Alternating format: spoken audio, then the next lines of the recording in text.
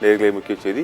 பாட புத்தகங்களின் விலை உயர்விற்கான காரணத்தை பள்ளி கல்வித்துறை அமைச்சர் அன்பில் மகேஷ் தெரிவித்திருக்கிறார். பாட புத்தகம் தயாரிப்புக்கான விலை உயர்வு குறித்து பேசியிருக்கிறார். லாப நோக்கத்திற்காக பாடநூல் விலையை உயர்த்தவில்லை என்றும் அவர் தெரிவித்திருக்கிறார். லாப நோக்கத்திற்காக பாடநூல் விலையை உயர்த்தப்படவில்லை என்று தற்போது அமைச்சர் அன்பில் மகேஷ் பொய்யாமொழி தெரிவித்திருக்கிறார்.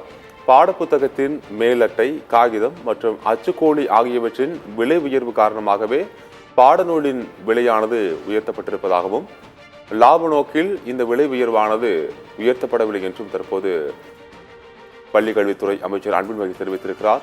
எதிர்க்கட்சித் தலைவர் எடப்பாடி பழனிசாமி ஏற்கனவே இது குறித்து கண்டனம் தெரிவித்திருக்கக்கூடிய நிலையில் தற்போது பாட புத்தகம் குறித்து விலை உயர்வுக்கான காரணம் குறித்து அமைச்சர் அன்பில் மகேஷ் பொய்யாமொழி விளக்கம் அளித்திருக்கிறார். பள்ளி பாட புத்தகங்களின் விலை 6 ஆண்டுகளுக்கு பிறகு தற்போதுதான் உயர்த்தப்பட்டிருப்பதாகவும் அமைச்சர் தெரிவித்திருக்கிறார்.